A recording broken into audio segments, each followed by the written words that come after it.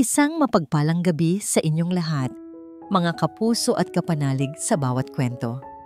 Muli, narito ang inyong lingkod. Umaasang nasasabik kayong buksan ang isang panibagong aklat ng buhay. Sabi nila, lahat ng kumikinang ay ginto. Pero paano kung ang kinang na ating hinahangaan ay isa lamang gininto ang kulungan na nagtatago ng pinakamadilim na mga lihim? Ang malamyos na tunog ng mga kubyertos na tumatama sa mga mamahaling plato at ang mahinang tawanan ng mga bisita ang pumupuno sa malawak na hardin ng Villa Escondido. Si Luningning Magdiwang Montalban sa kanyang suot na emerald green silk dress na lalong nagpapatingkad sa kanyang pagbubuntis ay may ngiti sa labi habang nililibot ang tingin sa mga panauhin. Perpekto ang lahat. Mula sa mga puting rosas na nakapalibot sa bawat mesa hanggang sa liwanag ng buwan na tumatagos sa mga dahon ng naglalakihang puno. Ang lahat ay tila isang panaginip. Ngunit para kay Ning, ang pinakamahalagang tanawin ay ang kanyang asawa, si Ravio Montalban. Nakatayo ito malapit sa fountain, nakikipag-usap sa isang senador. Sa bawat galaw ni Ravio, ang pagtaas ng kanyang kilay, ang paraan ng paghawak niya sa kanyang wine glass, ang kumpiyansa sa kanyang tindig, lahat ay sumisigaw ng kapangyarihan. At ang lalaking yon ay kanyang asawa, ang ama ng dinadala niya. Lumapit siya rito. Maingat na inayos ang isang hibla ng buhok na naligaw sa mukha nito. Mahal, mahinang bulong niya. Okay lang ba ang lahat? Nag-e-enjoy ba sila, Senator? Bahagyang lumingon si Ravio. Isang mabilis na ngiti ang sumilay sa labi nito na hindi umabot sa kanyang mga mata. Everything is perfect, my dear. Just as it should be. Tumingin ito sa senador. My wife, Luningning, ang aking anting-anting. Tumawa ang senador. Napakaganda ng iyong may bahay, Ravio. At napakagaling mag-organisa ng isang pagtitipon. Isang mainit na pakiramdam ang gumapang sa puso ni Ning. Iyon lang ang kailangan niya, ang pagkilala mula kay Ravio. Salamat po, Senator. Naisip ko lang po na siguro sa susunod na proyekto ng Montalban Corp, maganda kung may kasama itong Community Pantry Initiative para sa mga pamilyang maaapektuhan ng construction. Nagningning ang mga mata ng senador. Isang napakagandang ideya, Ginang Montalban. Subalit bago pa man niya masabi ang kanyang pasasalamat, nagsalita si Ravio. Ang tono nito ay magaan ngunit may pahiwatig ng bakal. Ang asawa ko, puno ng magagandang pangarap. Hinawakan nito ang kanyang baywang. Hayaan mo na kami sa mga seryosong usapan, mahal. Bakit hindi mo tingnan kung sapat pa ba ang champagne ng ating mga bisita? Ang mga salitang iyon, kahit na nakangiti itong sinabi, ay parang isang sampal sa mukha ni Luningning. Ang init sa kanyang puso ay biglang napalitan ng lamig. Ngumiti na lamang siya ng pilit. Sige, mahal. Excuse me po, Senator. Habang papalayo siya, ramdam niya ang mga mata ni Ravio na nakasunod sa kanya. Isang paalala kung sino ang nagkokontrol. Nang matapos ang gabi at ang huling sasakyan ay umalis na sa kanilang bakuran, ang Villa Escondido ay naging isang malawak at tahimik na palasyo. Tinanggal ni Luningning ang kanyang mga hikaw habang nakatayo sa harap ng salamin sa kanilang walk-in closet. Ang pagod ay hindi lang pisikal. Pagod na ang kanyang kaluluwa sa pagpapanatili ng perpektong imahe. Pumasok si Ravio at niyakap siya mula sa likuran. You were magnificent tonight, mahal. Hinalikan nito ang kanyang balikat. I'm proud of you. Pero ang mga salita nito ay wala ng epekto. Naisip ni Luningning ang unang regalo ni Ravio sa kanya. Isang simpleng music box na ngayon ay nakatago na sa ilalim ng mga mamahaling alahas. Gusto niyang balikan ang pakiramdam ng panahong yon, kung kailan ang pag-ibig nila ay simple pa. Pupunta lang ako sa study mo, mahal. May kukunin lang akong isang bagay. Hindi na ito nagtanong pa. Pumasok si Ravio sa banyo para maligo. Ang study ni Ravio ay amoy katad at lumang libro, no? Madilim at nagbibigay ng pakiramdam ng bigat. Lumuhod si Luningning sa harap ng isang cabinet kung saan niya naalalang itinago ang music box. Ngunit wala ito roon. Sa kanyang paghahanap, napadpad ang kanyang tingin sa malaking itim na safe na nakatago sa likod ng isang painting. Palaging sinasabi ni Ravio na sira iyon at dekorasyon lamang. Ngunit sa gabing iyon, isang bagay ang nag-udyok sa kanya. Dinala ng kanyang mga daliri ang sarili sa keypad. Hinaplos niya ito at sa isang hindi maipaliwanag na dahilan, tinipa niya ang kanilang anniversary. Isang mahinang click ang kanyang narinig. Nanlaki ang kanyang mga mata. Bumukas ang pinto ng safe. Hindi ito sira. Nagsinungaling si Ravio. Sa loob, hindi mga alahas o pera ang laman. Ang nandoon ay mga folder. Dahil sa kuryosidad, kinuha niya ang isa. Ang nakasulat sa labas ay Project Aguila. Binuklat niya ito at nakita ang mga dokumento ng fund transfer. Mga pangalan ng mga kumpanyang hindi niya kailanman narinig. At mga listahan ng mga numero na umaabot sa bilyon-bilyon. Lahat ay nakapirma sa ilalim ng pangalan ng isang subsidiary ng Montalban Corp. May mga nakasulat na tala sa gilid. Cleaned. Processed. Wala siyang naiintindihan sa simula. Ngunit habang binubuklat niya ang mga pahina, isang malamig na takot ang nagsimulang gumapang sa kanyang sikmura. Ang mga kumpanyang ito, ang mga transaksyong ito, hindi ito tama. Ito ay illegal. Ito ay pandaraya. Bigla, nakarinig siya ng mga yabag sa marmol na sahig sa labas ng study. Papalapit. Mabilis. Nataranta si Luningning. Nagmamadali niyang sinubukan ibalik ang folder sa loob ng safe pero nanginginig ang kanyang mga kamay. Ang tibok ng kanyang puso ay dumadagundong sa kanyang mga tainga. Huli na. Bumukas ang pinto. Nakatayo roon si Ravio, nakasuot na ng itim na silk robe. Ang ngiti ay tuluyan nang nawala sa kanyang muka. Ang kanyang mga mata ay madilim at walang emosyon na nakatutok sa bukas na safe at sa folder na hawak ni Luningning. Isang nakabibinging katahimikan ang namagitan sa kanila. Bago ito nagsalita sa isang boses na malumanay, ngunit puno ng panganib. Ano ang ginagawa mo dyan, mahal ko? Ang tanong ni Ravio ay parang yelo na gumuhit sa hangin, nagyayelo sa bawat sulok ng silid-aklatan. Nanatiling nakaluhod si Luningning sa sahig. Ang folder ay nanginginig sa kanyang mga kamay. Ang isip niya ay naguunahan sa paghahanap ng isang katanggap-tanggap na dahilan. Isang kasinungalingan na makapagliligtas sa kanya. Ravio. Mahal. Nagsimula siya. Ang boses niya ay basag. Hinanap ko lang ang music box, yung regalo mo sa akin. Akala ko nandito. Dahan-dahang naglakad si Ravio palapit. Hindi sa kanya, kundi sa bukas na safe. Ang bawat hakbang niya ay mabigat at may layunin. Isinara niya ang pinto nito nang may marahang pag-click na tila isinasara ang huling natitirang pag-asa ni Luningning.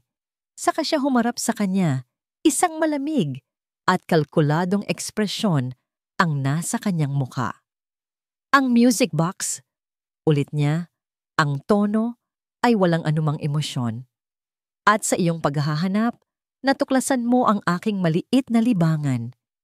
Kinuha niya ang folder mula sa nanginginig na kamay ni Luningning.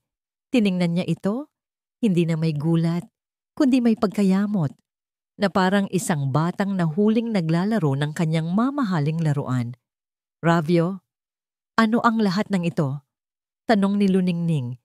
Isang hibla ng pagtanggi ang naroroon pa rin sa kanyang boses. Hindi ko maintindihan. Sabihin mo sa akin na hindi totoo ang iniisip ko. Isang nakakainsultong tawa ang kumawala sa mga labi ni Ravio. Dahan-dahan, sa harap mismo ng kanyang mga mata, sinimulan niyang punitin ang mga dokumento. Hindi nagmamadali. Bawat piraso ay isang sampal sa lahat ng pinaniniwalaan ni Luningning tungkol sa kanilang buhay. Ang iniisip mo? Tanong ni Rabio habang nahuhulog ang mga piraso ng papel sa sahig. Na ang lahat ng ito, ang bahay, ang mga sasakyan, ang mga diamante sa iyong leeg, ay galing sa maruming paraan? Tama ka, mahal ko. Sa wakas, ginamit mo rin ang iyong isip.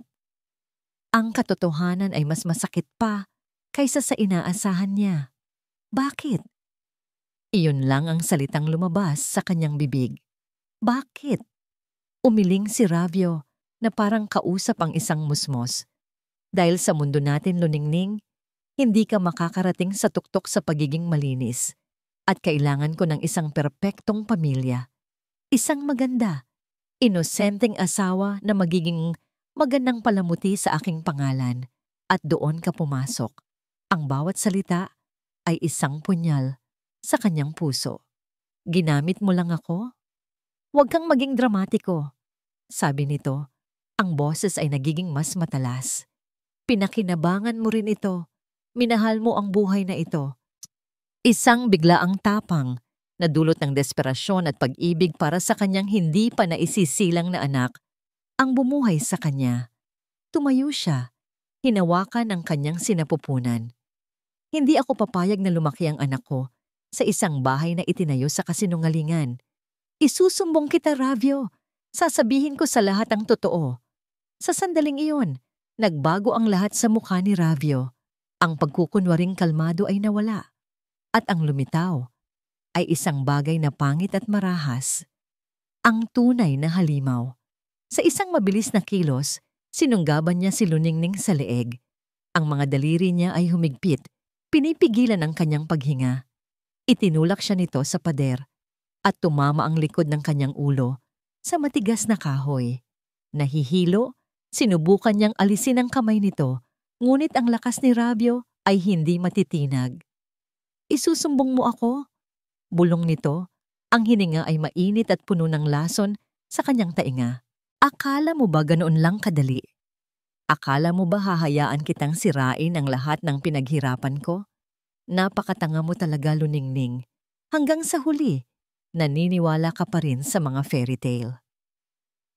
Ang hangin. Kailangan niya ng hangin. Para sa sarili niya. Para sa sanggol. Nang makita ang takot sa kanyang mga mata, bahagyang niluwagan ni Rabio ang pagkakasakal. Sapat lang para makapagsalita siya. Pakawalan mo ako. Rabio, ang baby. Ang baby, sabi nito na may pagkasuklam. Huwag kang mag-alala. Aalagaan ko siya. Kinaladkad niya si Luningning palabas ng study, patawid sa engrandeng sala, at patungo sa malawak na balkonahe na tanawang hardin. Ang malamig na hangin ng gabi ay humampas sa kanyang balat. Itinulak siya ni Rabio sa isang mesa kung saan may papel at isang mamahaling fountain pen. Sumulat ka, utos nito. Ang boses ay walang awa. Isulat mo na hindi mo na kaya, na sobrang bigat ng lahat, na paalam na. Hindi ko gagawin.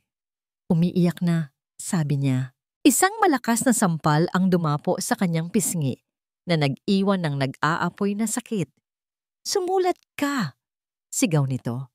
Nanginginig, kinuha niya ang panulat. Sa ilalim ng banta, isinulat niya ang ilang salitang halos hindi mabasa dahil sa kanyang mga luha. Nang matapos siya, kinuha ni Rabio ang papel at binasa ito. Tumango ito, nasiyahan. Pagkatapos, hinila niya si Luningning patayo at kinaladkad patungo sa barandilya ng balkonahe. Ang taas, mula roon, ang mga puting rosas sa hardin sa ibaba ay parang mga maliliit na tuldok lamang. Hinawakan niya ang mukha ni Luningning. Ang mga daliri ay marahas na pumipisil sa kanyang panga. Ang mga mata niya ay walang bakas ng pagmamahal na minsan niyang sinamba. Ang nandoon na lang ay kadiliman. Sayang, bulong nito. Halos malambing. Hindi mo makikita ang paglaki ng anak natin. At pagkatapos, isang tulak. Ang huling naramdaman ni Luningning ay ang pagkawala ng matigas na sahig sa ilalim ng kanyang mga paa at ang biglaang pagyakap ng malamig at walang katapusang hangin. Habang siya ay nahuhulog, ang tanging nasa isip niya ay ang munting buhay sa loob niya. Pagkatapos ay kadiliman, isang nakabibinging katahimikan. Ang unang bumati kay Luningning ay ang matapang na amoy ng antiseptic at ang mahinang ugong ng isang dekuryenteng bentilador. Sinubukan niyang imulat ang kanyang mga mata, ngunit ang liwanag mula sa isang fluorescent lamp sa itaas ay masyadong masakit. May mabigat na kumot na nakapatong sa kanya, magaspang, at hindi pamilyar sa kanyang balat na sanay sa mamahaling seda. Isang matinding sakit ang gumuhit sa kanyang buong katawan, mula sa kanyang likod hanggang sa kanyang mga binti. Napadaing siya ng mahina. Doon, sa pagitan ng sakit at ng ulirat, bumalik ang lahat. Ang mga dokumento, ang mga sigaw, ang mukha ni Ravio na puno ng galit, ang malamig na hangin, ang pagkahulog. Bigla siyang napabangon, hindi alintana ang sakit. Ang anak ko. Sigaw niya, ang boses ay paos. Hinawakan niya ang kanyang tiyan at doon, sa ilalim ng kanyang palad, naramdaman niya ang isang bahagyang paggalaw. Isang sagot. Nakahinga siya ng maluwag at kasabay noon ay ang pagbuhos ng kanyang mga luha. Buhay. Buhay ang kanyang anak. Inilibot niya ang kanyang tingin. Wala siya sa isang pribadong silid ng ospital na may mga bulaklak at prutas. Nasa isang public ward siya na may mga kurtinang kupas na nagsisilbing harang sa pagitan ng mga kama. May isang matandang babae sa kabilang kama na umuubo ng malakas. Ito ang realidad. Ang kanyang gintong kulungan ay naglaho na. Dumating ang isang nurse na may pagod na itsura. Gising ka na pala, Ginang Montalban. Huwag ka munang masyadong gumalaw. Maswerte ka at ang baby mo at nakaligtas kayo sa ganoong klaseng pagkahulog. Nasaan? Nasaan ang asawa ko? Tanong ni Luningning, kahit na alam niya sa kaibuturan ng kanyang puso na hindi ito darating. Nagkibit balikat lang ang nurse. May mga pulis na nagbabantay sa labas. Marami silang tanong kapag kaya mo nang magsalita. Umalis ito agad. Walang anumang bahid ng simpatya. Para sa kanila, siya ay isa lamang pasyente sa mahabang listahan. Sa isang sulok ng ward, may nakabukas na telebisyon. At doon, sa screen, nakita niya ang mukha ni Ravio. Umiiyak ito. Nakatayo sa harap ng napakaraming mikropono sa labas mismo ng kanilang mansyon. Hindi ko alam na ganito na kalala ang kanyang pinagdadaanan, sabi ni Ravio sa mga reporter. Ang boses ay basag at puno ng pagsisisi. Luningning is a very private person. Her struggles. Sinubukan ko ang lahat para tulungan siya. Ang gusto ko lang ngayon ay ang kanyang paggaling at ang kapakanan ng aming anak. Isang kasinungalingan, isang perpektong pagganap.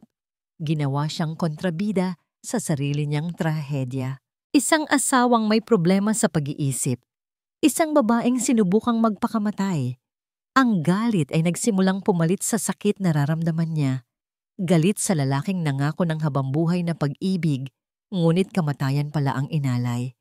Galit sa sarili dahil sa pagiging bulag. Gusto niyang sumigaw, sabihin sa buong mundo na sinungaling si Ravio, na isa itong halimaw. Ngunit sino ang maniniwala sa kanya? Ang asawang may problema sa pag-iisip laban sa bilyonaryong asawa na mahal ng lahat? Isang mahinang katok sa may pintuan ng ward ang pumutol sa kanyang pag-iisip. Isang lalaki na nakaunipormeng paramedic ang nakatayo roon. May hawak na maliit na supot na papel. Siya ay matangkad, may simpleng tindig at mga matang puno ng isang emosyon na hindi pa nakikita ni Luningning sa loob ng mahabang panahon. Tunay na pag-aalala. Ginang Montalban? Mahinang tanong nito. Tumingin si Luningning ng may pagdududa. Sino ka? Pulis ka ba? Umiling ang lalaki. Ako po si Bantayog Kalinaw. Isa po ako sa mga paramedic na tumulong sa inyo kagabi. Lumapit ito ng kaunti. Inilapag ang supot sa maliit na mesa sa tabi ng kanyang kama. Dala ko po kayo ng lugaw. Baka hindi niyo pa gusto ang pagkain dito. Ang simpleng kabaitan na yon ay isang bagay na hindi niya inaasahan, kaya't lalo lang siyang naging kahina-hinala. Anong kailangan mo sa akin? Hindi nasaktan si Bantayog sa kanyang matalim na tanong. Tumingin lang ito sa kanya ng diretso. Wala po. Gusto ko lang siguraduhin na okay kayo. Sandali itong natigilan. Tila may malalim na iniisip. Magdiwang, pamilyar po sa akin ang apelyido ninyo. Ang tatay niyo po ba ay si Kapitan Elias Magdiwang? Natigilan si Luningning. Paano nalaman ng estranggerong ito ang pangalan ng kanyang ama? Oo, paano mo nakilala ang tatay ko? May kinuha si Bantayog mula sa kanyang pitaka. Isang luma at kupas na piraso ng dyaryo, maingat na nakatupi. Inabot niya ito kay Luningning. Ito ay isang balita tungkol sa isang malaking sunog sa isang pabrika. Maraming taon na ang nakalipas at naroon ang litrato ng kanyang ama. Ngiting ng ngiti at puno ng buhay. Ang bayaning bumbero. 15 taong gulang po ako noon. Nagsimulang magkwento si Bantayog. Ang boses niya ay mababa at puno ng damdamin. Nakatira kami malapit sa pabrika. Natrap po ako sa isa sa mga nasusunog na bahay. Lahat ay sumusuko na, pero ang tatay niyo, hindi siya sumuko. Binalikan niya ako. Ang mga luha ay muling namuo sa mga mata ni Luningning, ngunit sa pagkakataong ito, iba ang dahilan. Nailabas niya ako pero hindi na siya nakalabas ulit. Tumingin si Bantayog kay Luningning. Ang kanyang mga mata ay sumasalamin sa isang utang na hindi kailanman mababayaran. Utang ko po sa kanya ang buhay ko, Ginang Montalban. Nang makita ko ang pangalan niyo sa listahan ng pasyente kagabi, alam kong hindi ito pagkakataon lang. Ibinaba ni Luningning ang tingin sa litrato ng kanyang ama. Pagkatapos ay sa lalaking nasa harapan niya. Isang piraso ng nakaraan na hindi niya akalaing babalik pa. Isang koneksyon sa isang mundong ligtas at puno ng tunay na pag-ibig bago pa dumating si Ravio. Hindi ko man mapapalitan ang nawala sa inyo, pagpapatuloy ni Bantayog. Pero nandito po ako para siguraduhin na hindi na kayo mag-iisa, pangako. Pagkaalis ni Bantayog, naiwan si Luningning na nakayakap sa lumang piraso ng dyaryo. Sa unang pagkakataon, mula nang magising siya, hindi siya nakaramdam ng lubos na pag-iisa. May isang taong nakakaalam kung sino talaga siya, hindi bilang asawa ni Ravio Montalban, kundi bilang anak ni Kapitan Elias Magdiwang. Hinaplos niya ang kanyang tiyan, kung saan ang maliit na buhay ay patuloy na lumalaban. Tumingin siya sa bintana at isang sinag ng umaga ang tumagos sa maruming salamin, tumatama sa kanyang mukha. Sinag! Isang sinag ng pag-asa. Sinag! Bulong niya sa kanyang sinapupunan. Iyon ang ipapangalan ko sa'yo. Napuno ng bagong determinasyon ang kanyang puso. Para sa'yo, anak, lalaban si nanay. Ngunit sa sandaling iyon, isang lalaking nakasuot ng mamahaling suit ang pumasok sa ward. Ang kanyang mga sapatos na katad ay lumilikha ng ingay sa sahig. May dala siyang isang brown na sobre. Ginang Luningning Montalban? Tanong nito. Ang boses ay malamig at walang pakialam. Tumango si Luningning. Inabot ng lalaki ang sobre. Ako ang abogado ni Ginoong Ravio Montalban.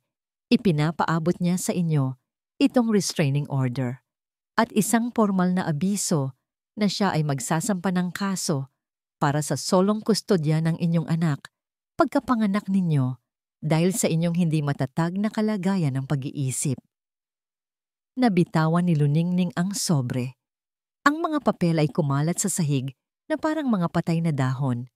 Ang sinag ng pag-asa na kasisilang pa lang sa kanyang puso ay biglang tinakpan ng isang napakadilim na anino.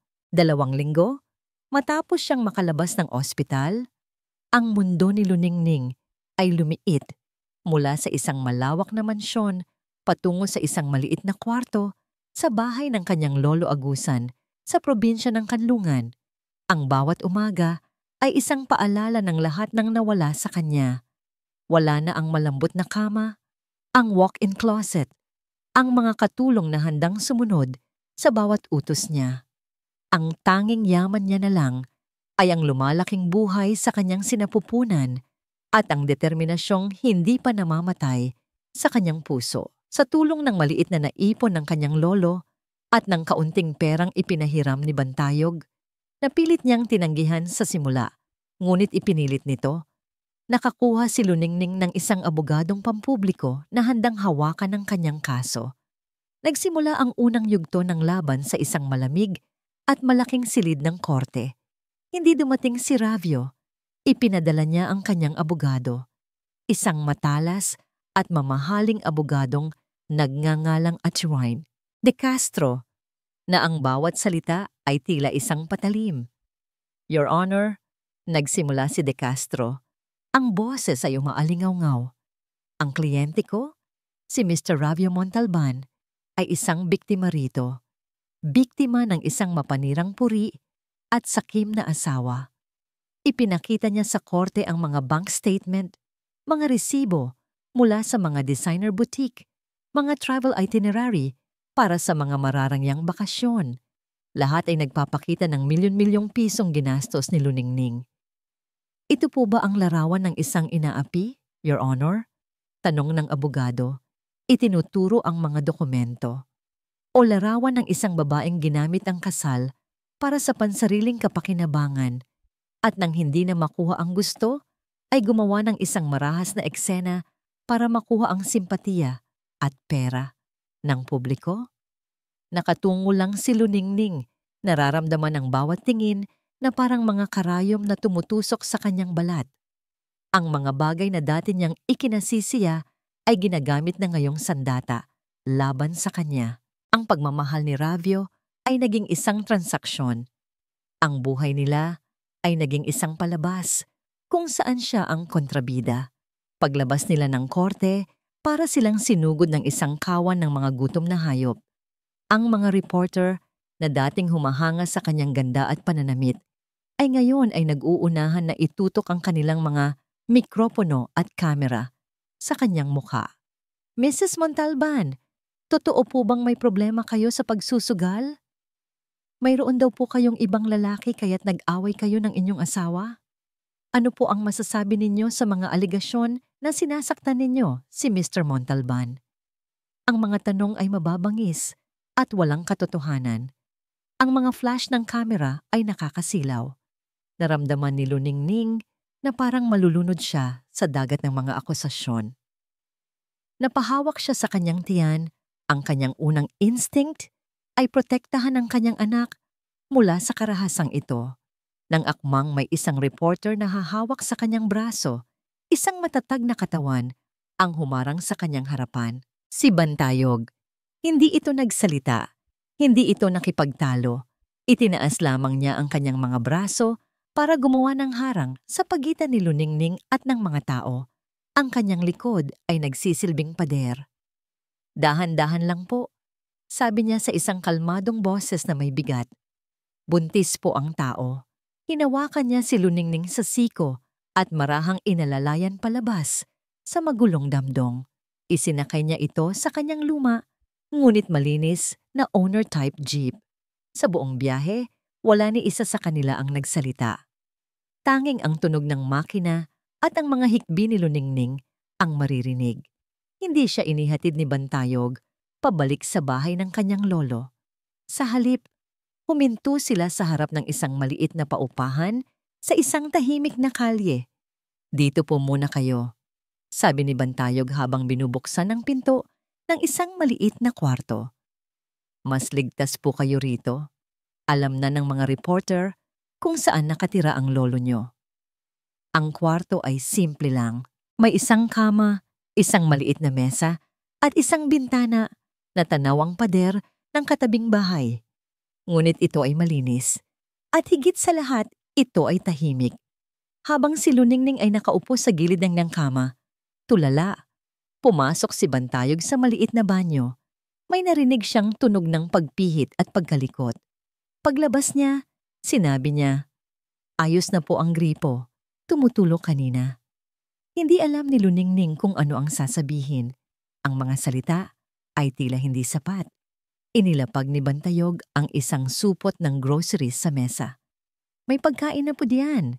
Magpahinga na po kayo," ginang Luningning. "Bantayog," sa wakas ay sabi niya, ang boses ay mahina. "Salamat, pero hindi ko alam kung paano kita mababayaran." Tumingin si Bantayog sa kanya at sa kanyang mga mata, nakita ni Luningning ang isang bagay na mas malalim pa sa awa. Ito ay respeto. "Bayad na po," sabi niya. "Matagal na. Ang tatay niyo ang nagbayad." Pagkaalis niya, naiwan si Luningning sa katahimikan ng kwarto. Ang kahihiyan, ang galit, ang takot. Lahat ay nandyan pa rin. Ngunit sa ilalim ng lahat ng iyon, may isang maliit na binhi ng pasasalamat. Sa mundong tila kinalimutan na siya, may isang taong nananatili. Nang gabing iyon, habang sinusubukan niyang matulog, biglang tumunog ang kanyang mumurahing cellphone na ibinigay sa kanya ng kanyang lolo. Isang hindi rehistradong numero. Nag-aalangan man, sinagot niya ito. "Hello?" Walang sumagot sa simula. Tanging ang tunog ng static. Aaminin na sana niya nang may isang pabulong na boses na nagsalita. Mabilis at halos hindi marinig. "Alam ko ang totoo." Napabangon si Luningning. Luningning. "Sino to?" "Mag-iingat ka sa mga taong pinagkakatiwalaan mo." At pagkatapos, ang tunog ng pagbaba ng tawag, bigla ang katahimikan. Nakatitig si Luningning sa telepono, ang kanyang puso ay kumakabog ng mas mabilis pa kaysa kanina. Isang bagong uri ng takot ang gumapang sa kanya. Isang takot na mas malamig, mas mapanlinlang. Ang kaaway ay hindi lang nasa labas, maaring nasa loob din. Ang mga salita mula sa misteryosong tawag ay umalingaw-ngaw sa isipan ni Luningning na parang isang sirang plaka. Mag-iingat ka sa mga taong pinagkakatiwalaan mo. Sa sumunod na mga araw, ang maliit na kwartong inuupahan na niya ay naging isang selda na pinamamahayan ng pagdududa. Bawat anino sa sulok ay tila isang nagmamasid na mata. Bawat tunog mula sa labas, ang tahol ng aso, ang pagdaan ng tricycle, ay nagpapakaba sa kanya. Ang paranoia ay isang lason na dahan-dahang gumagapang sa kanyang sistema. Sino? Sino ang ahas sa kanyang tabi? Ang listahan ng mga taong pinagkakatiwalaan niya ay napakaikli. Si Lolo Agusan, na ang pagmamahal ay kasing tibay ng isang lumang puno. Si Attorney Reyes, ang kanyang abogadong pampubliko, na kahit kulang sa yaman ay puno naman ng dedikasyon. Si Bantayog, na ang presensya ay nagbibigay sa kanya ng lakas. At si Dina, ang kanyang pinsan, ang nakababatang kapatid na turing niya rito, na tinulungan niyang makapagtapos ng pag-aaral. Imposible. Si Dina ang isa sa mga unang tumakbo sa ospital, umiiyak at nag-aalala para sa kanya. Hindi maari. Isang hapon, habang abala si Luningning sa pag-iisip, dumating si Attorney Reyes sa bahay ng kanyang lolo para sa isang kagyat na pulong. May dala itong isang sinag ng pag-asa. "Ning," sabi ng abogado, ang boses ay mahina, ngunit puno ng pananabik. "Mayroon akong lead. Isang dating accountant ni Ravio, si Mang Jess. Umalis siya sa kumpanya dahil hindi na raw kinaya ng konsensya niya. Payag siyang magsalita, pero natatakot siya." Biglang bumilis ang tibok ng puso ni Luningning. Ito na ang simula ng pagkuha niya ng hustisya. "Kailangan nating maging maingat," patuloy ni Attorney Reyes. "Napakadelikado nito. Kailangan nating makipagkita sa kanya sa isang lugar na hindi niya tayo aasahan. Walang telepono, walang anumang bakas." Nagtipon sila sa maliit na sala ni Lolo Agusan. Si Luningning, ang abogado, ang kanyang lolo, at si Dina, na napadaan para magdala ng prutas. 4 lang sila ang nakakaalam. Ang plano ay simple. Kinabukasan, 3:00 ng hapon, sa isang maliit na kapihan sa kabilang bayan, si Luningning at ang abogado lang ang pupunta. Habang pinag-uusapan nila ang mga detalye, pinagmasdan ni Luningning ang bawat isa sa kanila. Si Lolo Agusan, nakakunot ang noo sa pag-aalala. Si Attorney Reyes, seryoso at nakatutok. Si Dina, ang mga mata ay nanlalaki sa bawat detalye, nagpapakita ng suporta. Pinilit ni Luningning na iwaksi ang laso ng pagdududa. Ang mga taong ito ang kanyang pamilya, sila ang kanyang sandalan. Kinabukasan, halos hindi mapakali si Luningning. Ito ang unang pagkakataon na naramdaman niyang mayroon siyang panlaban. Inalalayan siya ni Bantayog, papunta sa sakayan ng jeep, ngunit hindi niya sinabi ang detalye ng kanyang pupuntahan, alinsunod sa utos ng abogado. 3:00 ng hapon, nakaupo na si Luningning at si Atoy Reyes sa isang sulok ng kape barako. Shop. Amoy kape at lumang kahoy ang lugar. Umorder sila ng kape at naghintay.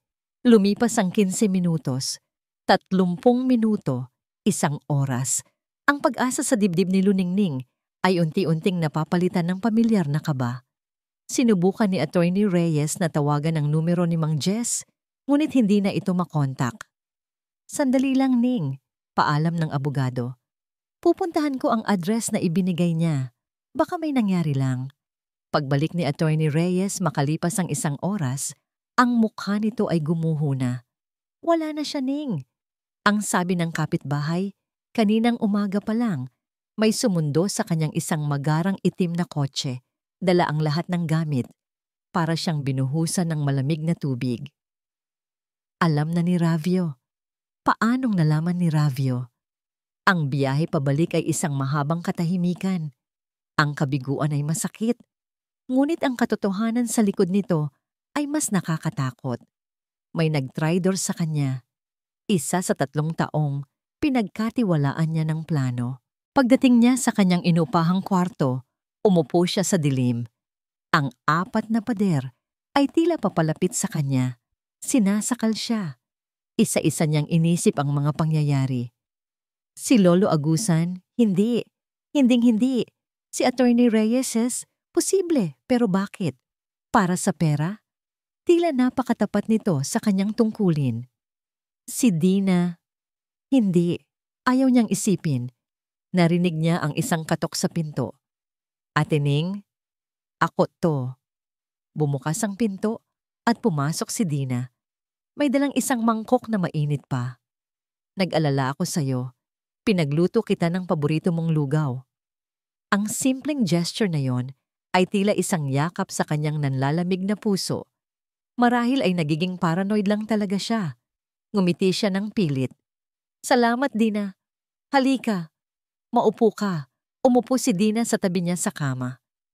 Kumusta, ate? Anong nangyari? Okay ka lang ba? Tanong nito. Ang mga mata ay puno ng pag-aalala. Hinawakan ni Luningning ang kamay nito. Okay lang ako. Isang maling lead lang siguro. Huwag kang mag-alala. Huwag kang susuko, ate, ha? Sabi ni Dina. Niyakap siya ng mahigpit. Nandito lang ako. Nandito lang kami para sa'yo.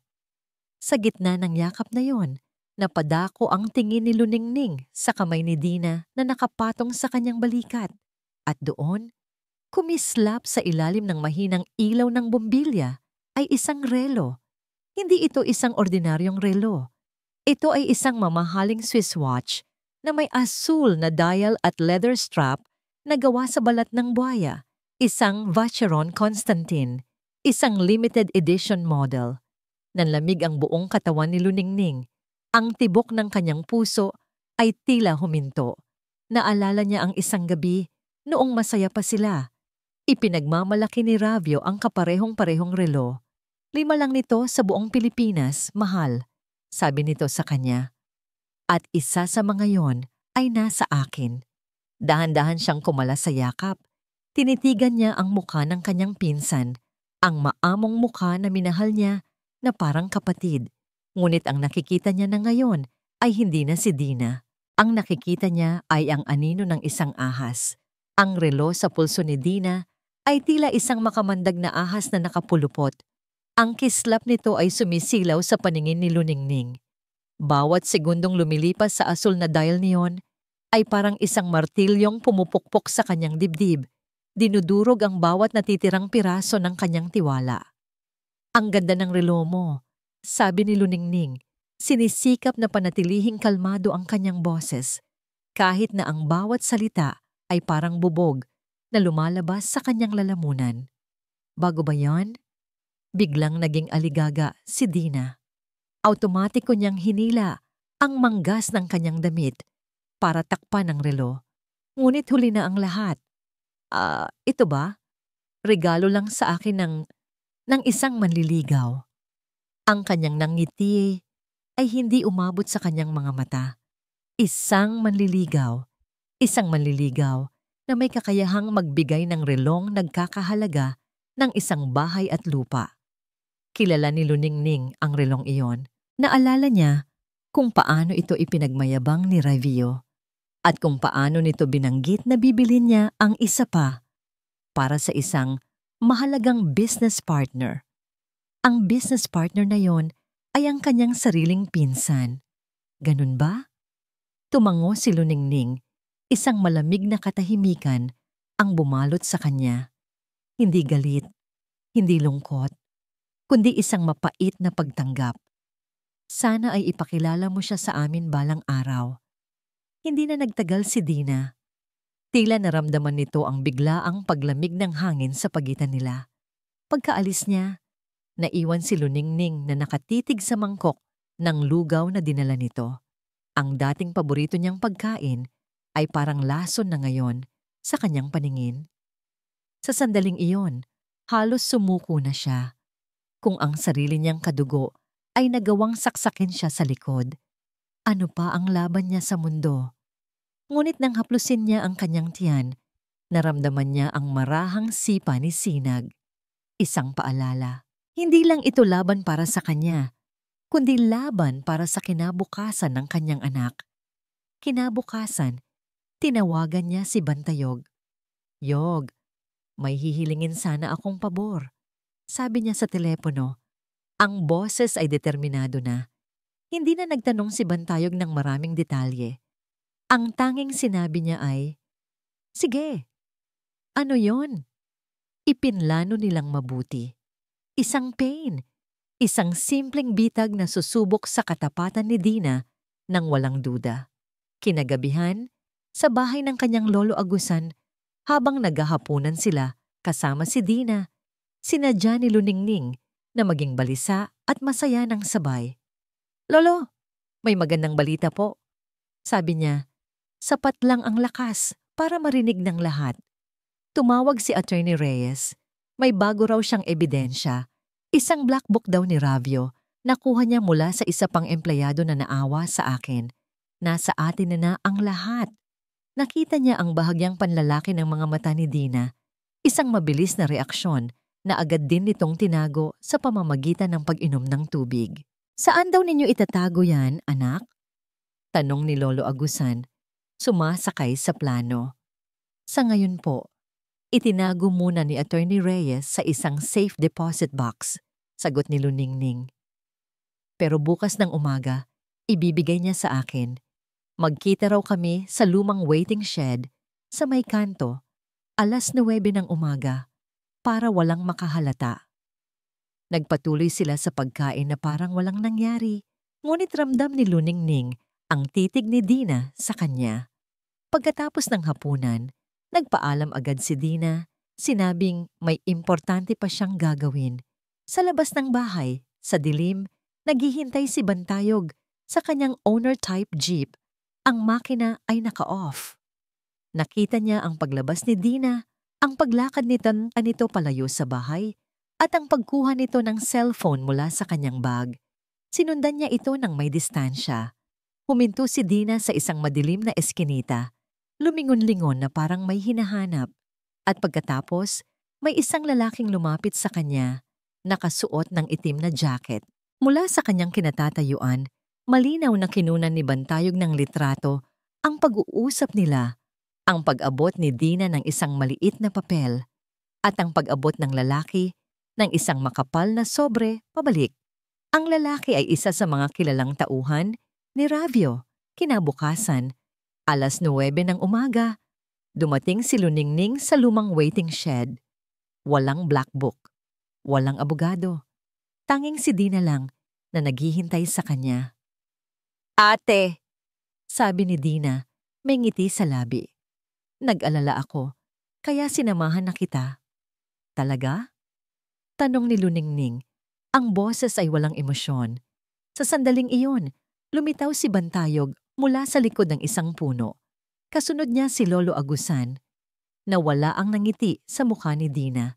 Ang pagkukunwari ay natunaw at ang lumitaw ay purong takot. Inilabas ni Luningning ang kanyang telepono at ipinakita kay Dina ang mga litratong kuha ni Bantayog noong nakaraang gabi. "Bakit, Dina?" tanong ni Luningning. Ang sakit sa kanyang boses ay hindi maitatago. "Hindi pa ba sapat ang lahat ng ibinigay ko sa'yo? Ang lahat ng tulong ko? Bakit?" Nagsimulang umiyak si Dina. Ang mga luha ay totoo, ngunit hindi na nito kayang pagtakpan ang kanyang kasalanan. "Ate, patawarin mo ako." "Bakit?" sigaw ni Luningning. "Dahil sa inggit," sumabog si Dina. "Dahil lahat ng bagay napakadali lang para sa'yo. Ang ganda mo, ang talino mo, napangasawa mo si Rabio Montalban, habang ako ang laging nasa anino mo, ang pinsan na laging nangangailangan. Binigyan niya ako ng pagkakataon na magkaroon ng sarili kong pera, ng sarili kong buhay." Ang bawat salita ay parang sampal. Ang katotohanan ay mas masakit pa kaysa sa inaakala niya. Hindi lang pera ang dahilan, kundi inggit. Isang damdaming matagal na palang kinikimkim ng taong itinuring niyang kapatid. Nang walang anumang salita, tumalikod si Lolo Agusan. Ang kanyang mukha ay puno ng pighati at pagkadismaya. Naiwan si Luningning nakaharap ang kanyang pinsan. Walang natirang galit. Ang naroon na lang ay isang malawak na kawalan. Bago siya umalis, tumunog ang telepono ni Luningning. Isang text message mula sa isang hindi kilalang numero. Isang litrato. Ang litrato ay si Bantayog na nakatalikod habang nag-aayos ng ambulansya. Kuha ito mula sa malayo at sa ilalim ng litrato, isang mensahe. "Kung hindi ka titigil, siya ang isusunod ko." Nangatog ang kanyang mga tuhod. Napatingin siya kay Bantayog na ngayon ay nag-aalalang nakatingin sa kanya. Ang pagbabanta ay malinaw. Hindi lang siya ang nasa panganib. Si Ravio ay handang saktan ang sino mang tumutulong sa kanya. Ang huling taong nagbibigay sa kanya ng lakas. Ang litrato sa telepono ni Luningning ay parang isang testamento sa kung gaano kalupit at kalawak ang kapangyarihan ni Ravio. Kaya niyang abutin ng sinuman, saan man. Ang takot na gumapang sa kanyang dibdib ay hindi na para sa sarili niya.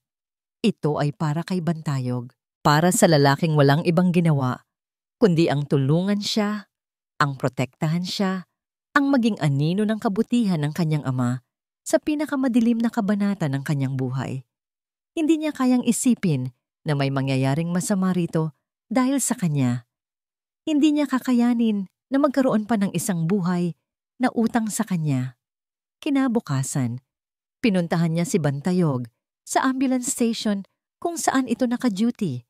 Nakita niya itong nagpupunas ng bintana ng sasakyan. Ang mukha ay seryoso sa kanyang ginagawa.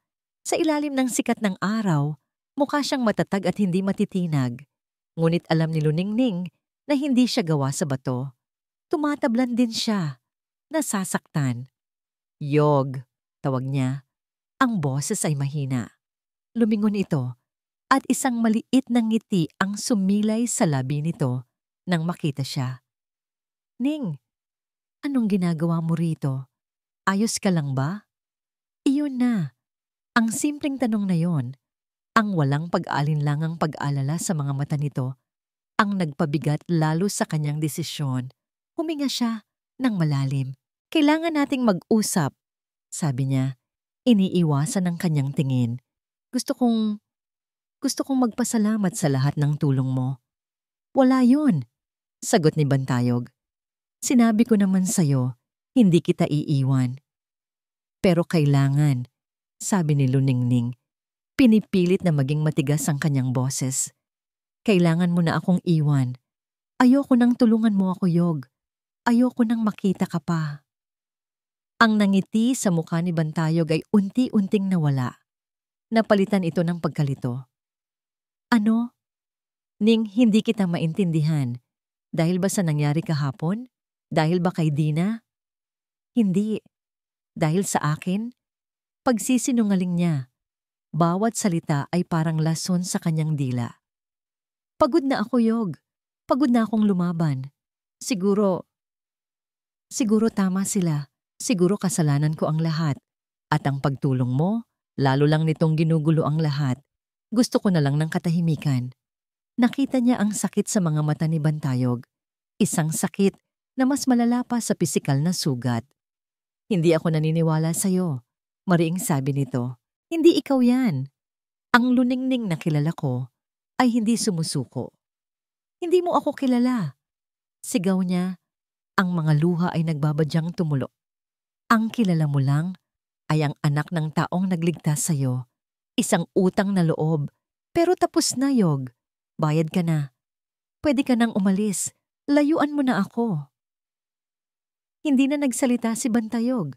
Tinitigan lang siya nito ng matagal, na parang sinusubukang basahin ang katotohanang pilit niyang itinatago. At pagkatapos, sa isang halos hindi marinig na boses, sinabi nito, kung yan ang gusto mo. Tumalikod ito at naglakad palayo.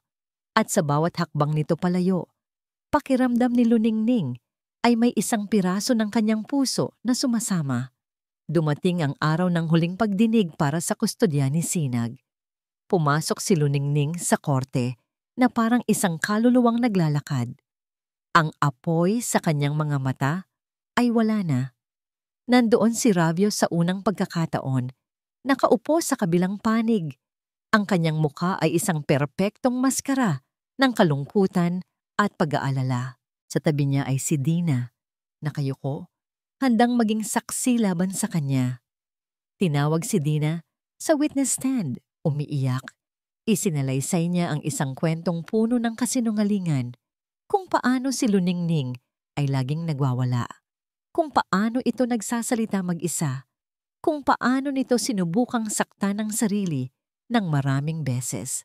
Pagkatapos ay ipinakita ng abogado ni Ravio ang mga medical record na peke, mga testimonya mula sa mga katulong na binayaran, at ang suicide note na isinulat ni Luningning sa ilalim ng pamimilit. Nang tanungin ng hukom kung mayroon siyang nais sabihin, umiling lang si Luningning. Nanatili siyang tahimik. Tinanggap niya ang bawat kasinungalingan, ang bawat patalim na ibinato sa kanyang pagkatao. Ang pagpukpok ng gavel ng hukom ay parang isang hatol ng kamatayan. Base sa mga ebidensyang iprinisinta, ang solong kustodya ng bata ay ipinagkakaloob sa ama, si Ginoong Ravio Montalban, sa isang iglap na wala ang lahat. Ang kanyang pangalan, ang kanyang karangalan, ang kanyang anak. Ngumiti si Ravio. Isang maliit, halos hindi mahahalata, ngunit puno ng tagumpay ng ngiti. Iyon ang huling imaheng nakita ni Luningning bago siya tumalikod at lumabas ng korte. Hindi niya alam kung saan siya pupunta. Naglakad lang siya ng walang direksyon habang biglang bumuhos ang malakas na ulan. Ang mga tao ay nagtakbuhan para sumilong, ngunit siya ay nagpatuloy lang sa paglakad. Hinahayaan ng malamig na ulan na basain ang kanyang damit at buhok, na parang sinusubukang hugasan ng dumi at sakit na nararamdaman niya. Bawat patak ay parang luha mula sa langit, nakikidalamhati sa kanya, na wala na ang lahat. Talo na siya. Isang sasakyan ang huminto sa tabi niya. Ang luma, ngunit pamilyar, na owner-type jeep. Bumaba si Bantayog. Hindi alintana ang ulan. Hindi ito nagsalita. Hinubad lamang nito ang kanyang jacket na amoy ulan at kaunting gasolina at ipinatong sa nanginginig na balikat ni Luningning. Tumingala si Luningning sa kanya. Ang muka ay basang-basa ng ulan at luha. Wala na siyang lakas para itaboy pa ito. Wala nang natira. Hindi kita iiwan, sabi ni Bantayog. Ang boses ay mahina, ngunit matatag. Mas malakas pa sa dagundong ng kulog. Pagbalik nila sa maliit na inuupahang kwarto, umupo si Luningning sa sahig. Yakap ang kanyang mga tuhod. Nagsimula siyang iligpit ang iilang gamit na dinala niya mula sa mansyon. Mga damit, ilang libro. Ang kanyang mga kamay ay gumalaw na parang walang buhay hanggang sa mahawakan niya ang isang maliit at lumang kahon na gawa sa kahoy. Ang kahon ng mga alaala mula sa kanyang ama. Binuksan niya ito. Sa loob ay mga lumang litrato, isang medalyon, at isang bagay na halos nakalimutan na niya. Isang luma at mabigat na fountain pen na may silver clip. Ang huling regalo ng kanyang ama bago ito namatay. Ang katahimikan sa loob ng kwarto ay mas mabigat pa kaysa sa ulan na patuloy na humahagupit sa yero ng bubong. Si Bantayog ay nakaupo sa isang sulok, hindi nagsasalita, nagbibigay ng espasyo ngunit hindi umaalis.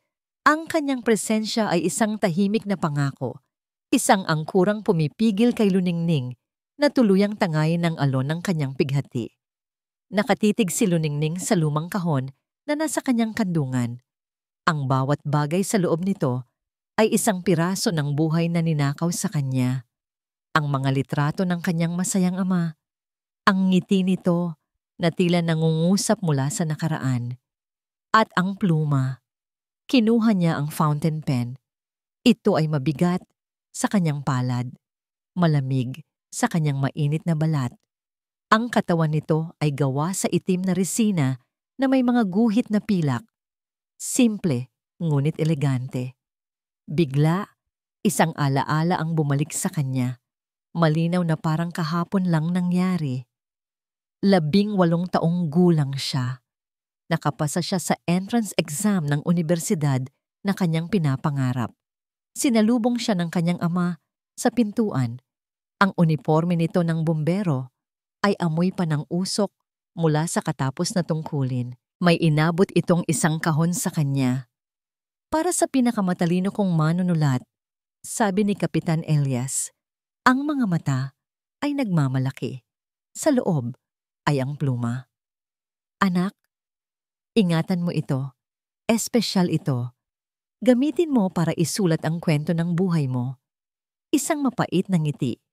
Ang sumilay sa labi ni Luningning. Ang kwento ng buhay niya. Isang trahedya. Bigla, isa pang alaala ang sumulpot sa kanyang isipan. Mas sariwa at mas masakit. Ang kanilang unang anibersaryo ni Ravio. Desperada siyang bigyan ito ng isang regalong may personal na halaga. Hindi isang bagay na mabibili lang ng pera. Sa isang kilos na pinagsisisihan niya ngayon ng higit sa lahat, kinuha niya ang pluma mula sa kahon ng kanyang ama at ibinigay ito kay Ravio. Para palagi mo akong maalala kapag pumipirma ka ng mahahalagang kontrata. Sabi niya noon, puno ng pagmamahal. Ngunit paanong napunta ulit sa kanya ang pluma? Naalala niya, nang pinaalis siya sa mansyon, ipinadala ni Ravio ang kanyang mga gamit sa ilang kahon. Malamang, sa pagmamadali ng mga katulong, naisama nila ito ay itinuring na isa lamang sa kanyang mga walang kwentang pag-aari. Para kay Ravio, wala itong halaga. Para sa kanya, ito na lang ang natitira. Pinaglaruan niya ang pluma sa kanyang mga daliri, hinahaplos ang bawat kurba nito. Napansin niya ang isang bagay na hindi niya napansin noon. Isang maliit, halos hindi kapansing-pansing umbok malapit sa silver clip. Dahil sa kuryosidad, pinindot niya ito. Walang nangyari. Pinindot niya ulit. Mas madiin sa pagkakataong ito. Isang mahinang click ang narinig niya na halos malunod sa tunog ng ulan. At pagkatapos, isang boses ang lumabas mula sa pluma, mahina ngunit malinaw. Isang boses na nagpatindig ng lahat ng balahibo sa kanyang katawan. Ang boses ni Ravio. Akala mo ba hahayaan kitang sirain ang lahat ng pinaghirapan ko? Napakatanga mo talaga, luningning. Hanggang sa huli, naniniwala ka pa rin sa mga fairy tale. Napabitaw si luningning sa pluma na para siyang napaso. Nahulog ito sa sahig na may mahinang kalansing. Napatayo si Bantayog, nag-aalala. Ning, anong nangyari? Hindi siya makapagsalita.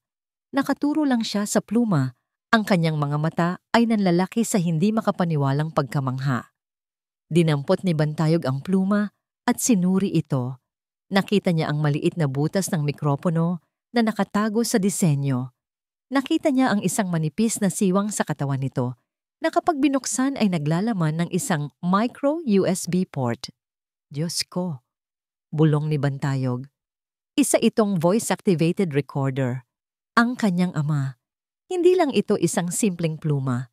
Ito ay isang bagay na marahil ay ginagamit ng kanyang ama sa mga investigasyon nito sa arson. Espesyal ito. Mabilis na kinuha ni Bantayog ang kanyang cellphone at ang charger cable. Sa tulong ng isang adapter, ikinonekta niya ang pluma sa telepono. Lumabas ang isang audio file sa screen. Pinindot niya ang play. Ang buong pangyayari sa gabing iyon ay umaling-awngaw sa maliit na kwarto, ang bawat salita, ang bawat tunog. Ang akusasyon ni Luningning, ang mayabang na pag-amin ni Ravio sa kanyang mga krimen, ang pambabastos nito sa kanya. Ang mga salitang, ginamit mo lang ako, at ang sagot ni Ravio, pinakinabangan mo rin ito. Ang tunog ng kanilang pag-aaway, ang sigaw ni Luningning nang sakalin siya. Ang kanyang mga pagmamakaawa, ang tunog ng pagkakaladkad sa kanya. At ang pinakahuli, ang pinakakilabot na mga salita ni Ravio bago ang nakabibinging tunog ng hangin. Sayang, hindi mo makikita ang paglaki ng anak natin. Nang matapos ang recording, isang nakabibinging katahimikan ang pumuno sa silid. Tanging ang paghinga nilang dalawa ang maririnig. Dahan-dahang itinaas ni Luningning ang kanyang ulo. Ang mga luhang kanina'y dumadaloy dahil sa pighati ay napalitan ng mga luhang nanggagaling sa ibang emosyon. Ang kawalan ng pag-asa na bumabalot sa kanya ay biglang naglaho na parang isang ulap na hinipan ng malakas na hangin. Ang natira ay isang nag-aapoy na apoy. Ang apoy ng hustisya. Ang apoy na minana niya sa kanyang ama. Hindi na siya ang biktima. Hindi na siya ang talunan. Hawak niya ang katotohanan.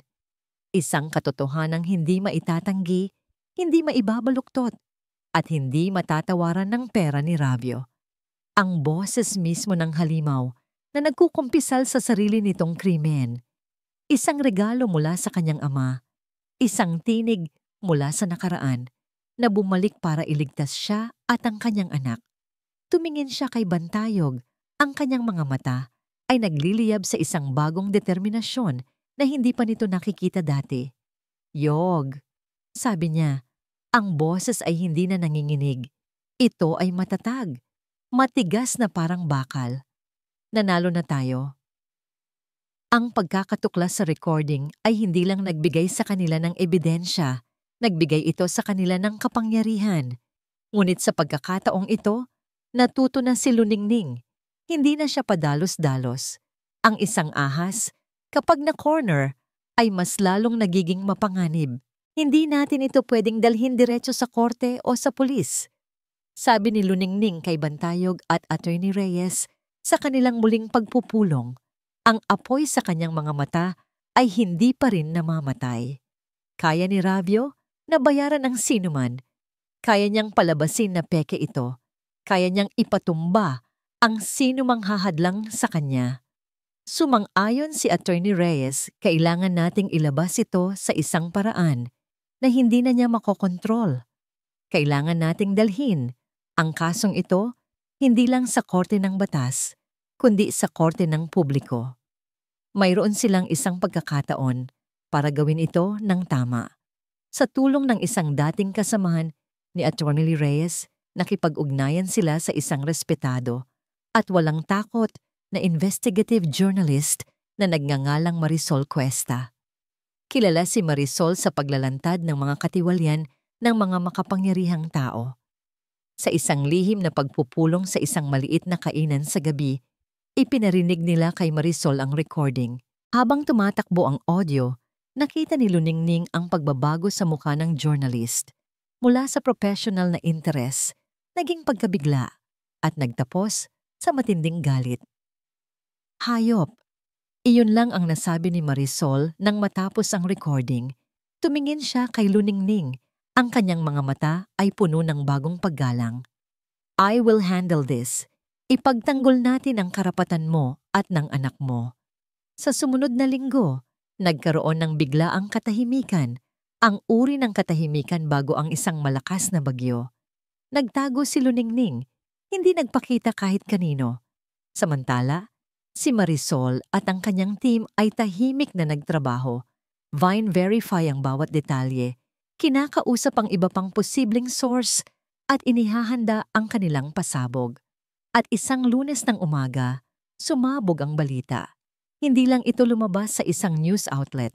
Sabay-sabay itong lumabas sa telebisyon, sa radyo, at sa lahat ng social media platform. Ang headline ay malaki at matapang. Bilyonaryong si Ravio Montalban, inakusahan ng attempted murder sa kanyang asawa. Eksklusibong recording inilabas. Ang buong bansa ay natigilan. Ang audio recording ay ipinarinig sa lahat. Ang boses ni Ravio, na kilala bilang isang pilantropo at mapagmahal na asawa, ay narinig ng milyon-milyong tao habang inaamin ang kanyang mga krimen sa isang malamig at walang awang paraan. Ang kwento ni Marisol ay hindi lang naglalaman ng recording. Inilantad din nito ang mga detalye ng financial fraud, ang testimonya ng mga dating empleyado na dati natatakot magsalita, at ang kwento ng paninira at manipulasyon na ginawa ni Ravio laban kay Luningning. Ang publiko na dating humusga kay Luningning ay biglang nagbago ng pananaw. Ang simpatiya ay bumuhos, ang galit ng taumbayan ay umapoy. Lahat ay nakatutok kay Ravio Montalban. Ang kanyang mga kumpanya ay agad na bumagsak sa stock market. Ang kanyang mga business partner ay biglang lumayo. Ang mga politiko na dati niyang kaibigan ay biglang hindi na siya kilala. Ang gintong kastilyo ni Ravio ay nagsimulang gumuho, ladrilyo, bawat ladrilyo. Dahil sa bigat ng ebidensya at sa tindi ng panggigipit ng publiko, walang nagawa ang korte kundi ang magpatawag ng isang espesyal na pagdinig. Sa pagkakataong ito, hindi na ito tungkol sa kustodya. Ito ay isang criminal hearing. Pumasok si Luningning sa korte, ngunit sa pagkakataong ito, iba na ang lahat. Ang mga reporter na dati humahabol sa kanya para sa isang controversial na quote ay ngayon ay nagbibigay daan sa kanya. Ang kanilang mga kamera ay kumukuha ng larawan ng isang babaeng simbolo ng katatagan. Sa kanyang tabi ay si Bantayog, tahimik ngunit isang matatag na presensya. Si Ravio ay nandoon, napapaligiran ng kanyang mga mamahaling abogado. Ngunit ang kumpiyansa ay wala na sa kanyang mukha. Ang kanyang mga mata ay galit at puno ng pagkamuhi. Lahat ay nakatutok kay Luningning. Kung ang tingin ay nakamamatay, kanina pa bumagsak si Luningning, ngunit hindi na siya natatakot. Ang pinakamahalagang sandali ng paglilitis ay nang ipatugtog ng prosekusyon ang audio recording sa loob mismo ng korte. Sa katahimikan ng silid, ang bawat salita ni Ravio ay umalingaw-ngaw, na parang isang multo mula sa nakaraan na bumalik para singilin siya. Nakita ni Luningning ang pagbabago ng kulay sa mukha ng hukom. Nakita niya ang pag-iling ng ulo ng mga hurado. Nang matapos ang recording, tumayo ang piskal. Your Honor, the prosecution rests. Nagsimulang magbulungan ang mga tao sa loob ng korte. Sinubukan pa ng abogado ni Ravio na sabihing doctored at inadmissible evidence ang recording, ngunit huli na ang lahat. Isang opisyal ng pulis ang lumapit kay Ravio. Mr. Ravio Montalban, inaresto po kayo para sa kasong frustrated murder at iba pang mga seryosong krimen. Tumayo si Ravio. Ang kanyang mukha ay nababalot ng hindi makapaniwalang galit. Hindi niyo ako pwedeng galawin. Hindi niyo alam kung sino ako. Ngunit walang nakinig. Habang ipinuposas ang kanyang mga kamay sa likod, ang kanyang mga mata ay naghahanap ng isang tao. Si Luningning. Ikaw! Sigaw niya. Ang kanyang boses ay puno ng kamandag. Habang siya ay kinakaladkad palabas. Sinisira mo ang buhay ko. Pagsisisihan mo ito, Luningning. Pagsisisihan mo ito. Ngunit ang kanyang mga banta ay wala ng bigat. Ang halimaw ay nailabas na sa liwanag. At ngayon ay mukha na lang siyang isang desperadong taong nawalan ng lahat ng kapangyarihan. Hindi pinansin ni Luningning ang kanyang mga sigaw. Lumabas siya ng korte, sinalubong ng sikat ng araw. Doon, sa gitna ng mga taong nagpapalakpakan para sa kanya, naghihintay si Bantayog. Sa mga bisig nito, ligtas na nakabalot sa isang kumot, ay ang pinakamahalagang bagay sa mundo. Ang kanyang anak, si Sinag. Ipinagkaloob ng Social Welfare Services ang pansamantalang kustodya sa kanya habang nililitis ang kaso. Kinuha ni Luningning ang kanyang anak mula kay Bantayog. Niyakap niya ito ng mahigpit, nilanghap ang matamis na amoy nito. Ang maliliit na mga mata ni Sinag ay nakatitig sa kanya, puno ng inosenteng pagtitiwala. Tumingin siya kay Bantayog. Ang kanyang mga mata ay puno ng mga luhang hindi na dahil sa sakit, kundi dahil sa labis na pasasalamat. Ngumiti si Bantayog at marahang inalis ang isang takas na luha mula sa kanyang pisngi.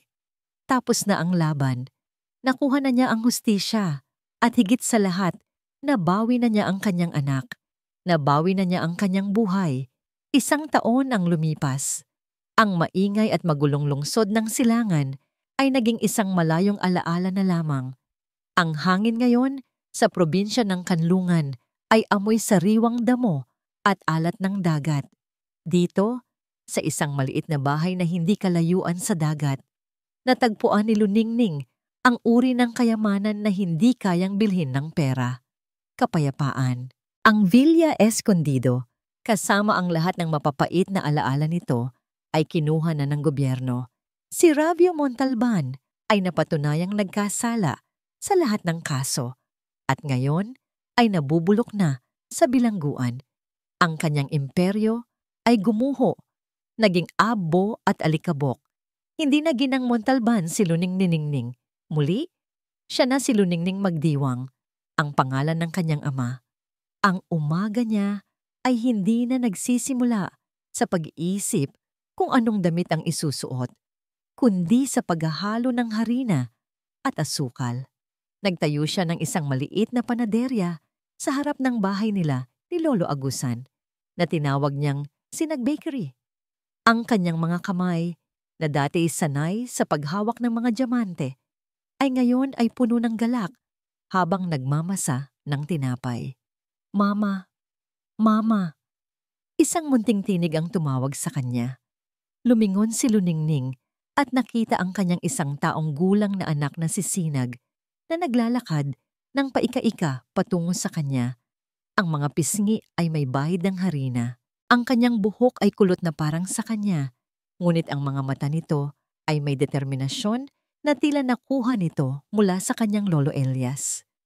Binuhat niya ang kanyang anak at hinalikan ito sa pisngi. Ano yun, mahal ko? Gusto mo bang tulungan si Mama sa paggawa ng pandesal? Isang masayang tawa ang sagot ni Sinag.